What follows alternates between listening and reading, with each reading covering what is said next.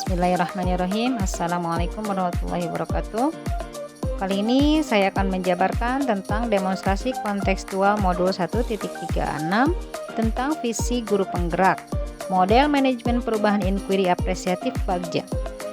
Perkenalkan, saya Iskodaria dari Kabupaten Bandung Barat, calon guru penggerak angkatan 8 dengan fasilitator saya Bu Lis Indrawati MPD dan pengajar praktik saya Bu Eti Setiati. Tujuan pembelajaran kali ini adalah yang pertama, calon guru penggerak mempraktikkan penerapan paradigma inquiry apresiatif untuk mengidentifikasi potensi diri dan membuat kalimat prakarsa perubahannya. Lalu yang kedua, calon guru penggerak menyusun bagja menurut kalimat prakarsa perubahan diri yang telah dibuat untuk kemudian menjalankannya. Apa itu paradigma inquiry apresiatif? Menurut Colprider and Whitney tahun 2005, inquiry apresiatif adalah suatu filosofi, suatu landasan berpikir yang berfokus pada upaya kolaboratif, menemukan hal positif dalam diri seseorang, dalam suatu organisasi dan dunia di sekitarnya, baik di masa lalu, masa kini maupun masa depan.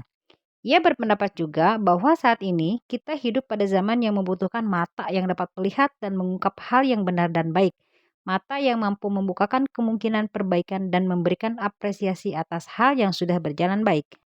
Tahapan bagja dalam inquiry apresiatif yaitu bagian B-nya adalah buat pertanyaan utama, kemudian A-nya ambil pelajaran, kemudian G-nya gali mimpi, J-nya jabarkan rencana, A-nya atur eksekusi. Prakarsa perubahan diri yang akan saya angkat adalah berfokus pada visi aspek berkarakter dan profil pelajar Pancasila yaitu mandiri dan bernalar kritis. Visinya itu mewujudkan suasana belajar yang menyenangkan menggunakan metode berbasis digital. Untuk tahapan bagiannya, yang bagian B-nya untuk buat pertanyaan utama atau define. Pertanyaannya, bagaimana cara mengelola sumber daya dan fasilitas digital yang digunakan siswa untuk belajar? Kemudian, apa tindakan yang dilakukan dari pertanyaan tersebut? Tindakannya itu adalah membuka dialog dengan rekan murid, guru, dan kepala sekolah terkait fasilitas pembelajaran di sekolah dan dukungan juga seberapa penting hal tersebut dilaksanakan. Tindakan ini sangat penting sekali karena saya itu sekolahnya berbasis pesantren dan tidak semuanya siswa memiliki atau boleh membawa HP. Nah, ini perlu didiskusikan dulu, didialogkan dulu dengan rekan murid. Tahapan yang kedua adalah ambil pelajaran. Untuk pertanyaan di sini ada 4 pertanyaan. Dari keempat pertanyaan tersebut, tindakan yang pertama yang dilakukan, mendata sarana dan prasarana yang ada di sekolah. Harus mendata dulu apa sarananya, prasarana yang mendukung.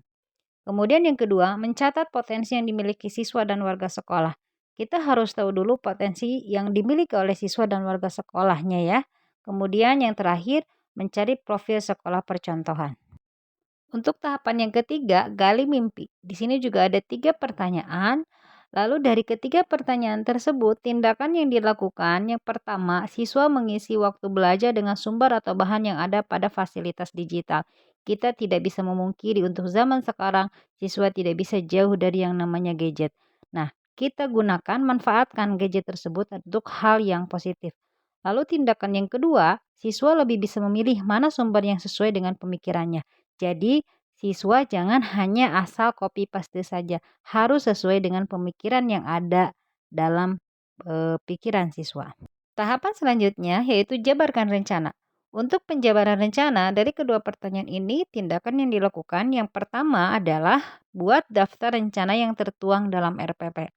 Selanjutnya langkah yang kedua, melakukan refleksi dan evaluasi secara berkala sesuai rencana.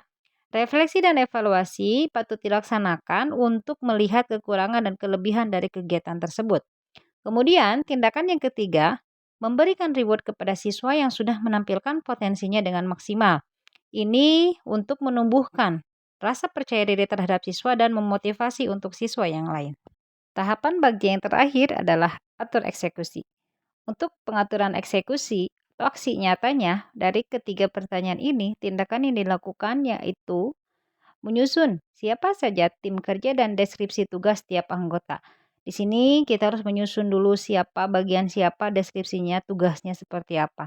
Kemudian yang kedua, tentukan tenggang waktu untuk penyelesaian tugas.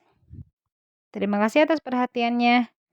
Calon guru penggerak, tergerak, bergerak, menggerakkan. Wassalamualaikum warahmatullahi wabarakatuh.